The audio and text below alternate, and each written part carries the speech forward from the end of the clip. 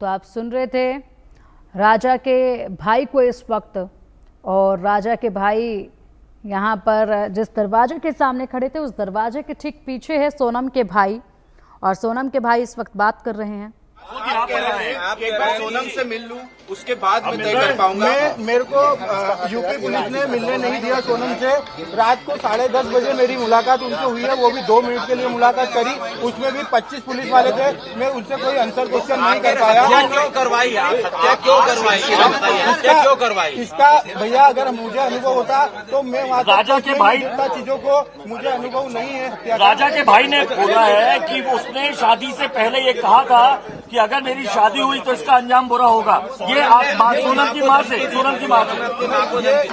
चीजें गलत है। सोनम की माँ को अगर धमकी देते, सोनम की माँ को अगर बताते तो कोई भी माँ अपनी बेटी के लिए ये नहीं सोचती। फिर आप लोगों ने जल्दी क्यों की शादी के लिए? शादी के लिए जल्दी क्यों की? शादी के लिए जो जल्दी करी गई है, जो भी पंडितों ने मुहूर्त निकल आया था, वो मुहूर्त उस दिन का लास्ट था 11 मई का। हमने 4 मुहूर्त निकाले थे, 11 मई लास्ट था। भैया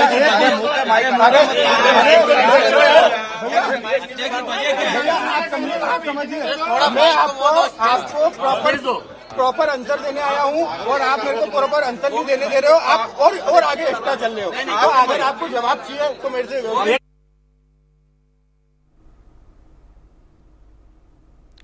तो ये सोनम के भाई गोविंद को सुन रहे थे आप, जो कि कह रहे हैं कि यहाँ पर यूपी पुलिस ने मुझे सोनम से मिलने नहीं दिया था, और अगर उसने इस तरह से किया है तो उस पर कार्रवाई ज़रूर होनी चाहिए। अगर वो इस गुनाह में शामिल है तो उस पर कार्रवाई ज़रूर होनी चाहिए। यहाँ पर सोनम के भाई जो हैं वो राजा की माताजी से बात करने के लिए पहुँचे हैं और इस वक्त मौजूद हैं। एक तरफ आप देख पाएंगे राजा के भाई मौजूद हैं, दूसरी तरफ जो है सोनम का भाई गोविंद मौजूद है।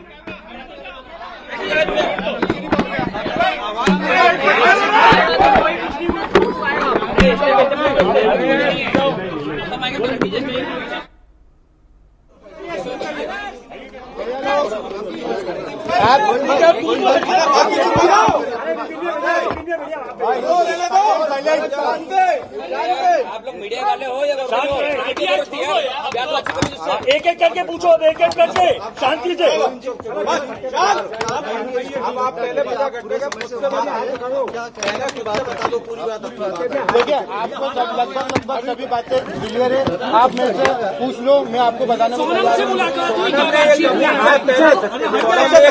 पहले अपने आप बोलने दीजिए। आप स्टार्ट करिए, ऐसे आइए। मैं बिल्कुल ठीक है, आप बोलिए बोलिए बोलिए। उसने अभी कबूल नहीं करा, मगर उसने कोई अभी ऐसा कबूल नहीं करा है कि उसने हत्या करी है। मगर जो सबूत मिल रहे हैं उस हिसाब से मुझे 100% पता है कि उसी ने ये काम करा है और करवाया गया है पूरा। अच्छा, आपकी सोनम के साथ जो बाकी लोगों के नाम है वो सब कंफर्म हो गए? हाँ, वो एक्चुअली सब नाम राज कुशवाहा से रिलेटेड है, इसलिए मुझे कंफर्म है कि वो सही है। अच्छा, आपने परिवार से क्या माफी मांगी यहाँ पर जो आपने शादी करवाई थी? उसके बाद आप यहाँ भावुक हुए, माँ से गले मिले, रोए, तो आपको पश्चाताप है क्योंकि यहाँ पर एक बेटा खत्म हो गया है? देखिए, मैं कोई होता नहीं हूँ परिवार से माफी मांगने वाला, तो मैंने माफी तो मांग ली है, मगर इस परिवार ने एक बेटा खोया है और जो मैंने लड़की दी थी उस लड़की की जगह पे मैं इस परिवार का हिस्सा हूँ, उससे रिश्ता हमने तोड़ दिया है और इस परिवार का हिस्सा मैं हूँ और आज से सभी चीजें मैं करूंगा उसके खिलाफ, क्योंकि राजा मेरा बहुत प्रिय था।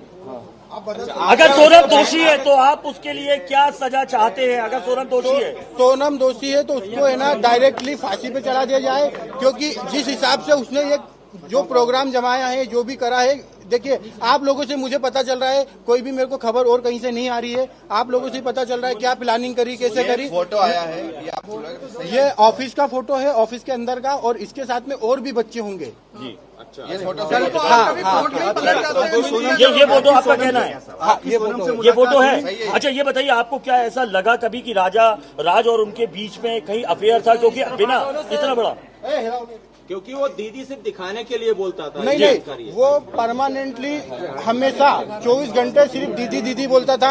ये कि उसके राज की जो घरवाले हैं, उसकी बहन माँ वगैरह, वो भी यही बयान दे रहे हैं, शायद मैंने जो मीडिया में सुना है, तो दीदी ही बोलता था। और दूसरा, राखी बांधते थे ये 3 साल से, और मेरे खुद घर में हम दोनों साथ में बैठ के राखी बंधवाई है। तो क्यों मारा राजा को? मुझे उसका आइडिया नहीं है साहब। गाजीपुर, जब गाजीपुर वो पहुंची, गाजीपुर में पहुंचने के बाद उसने सबसे पहला कॉल आपको किया। उस कॉल में उसने क्या बताया, क्योंकि लगातार इतने दिनों तक वो गायब थी, पहला कॉल आपको गया, गाजीपुर से क्या बातचीत की, क्या उसने अपराध कबूला था तब? नहीं, उस समय वो सिर्फ रो रही थी, फूट फूट के रो रही थी कि भैया मैं यहाँ पे हूँ और ढाबे पे हूँ। मैंने वो ढाबे वाले से बात करी, उससे बात नहीं करी। मैंने ढाबे वाले से बात करी कि भैया इस केस को तुम सिर्फ सोनम रघुवंशी गूगल पे लिखोगे, पूरा केस खुल जाएगा, आप सिर्फ इसको नजदीकी थाने में भिजवा दो।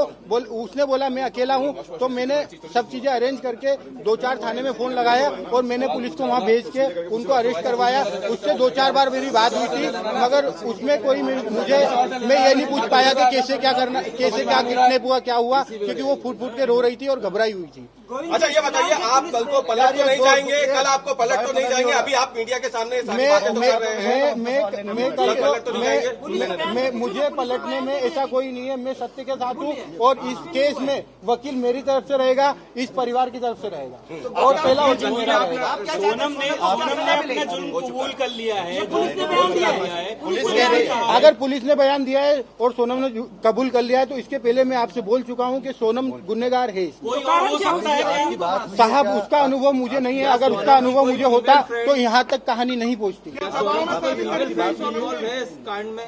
सोनम की कोई फीमेल फ्रेंड ऐसी है ही नहीं कि जो इन्वॉल्व है, और फ्रेंड ही नहीं है एक्चुअली उसकी। एक बार आप जितेंद्र रघुवंशी के बारे में बता दीजिए, क्योंकि जो ये हवाला का बात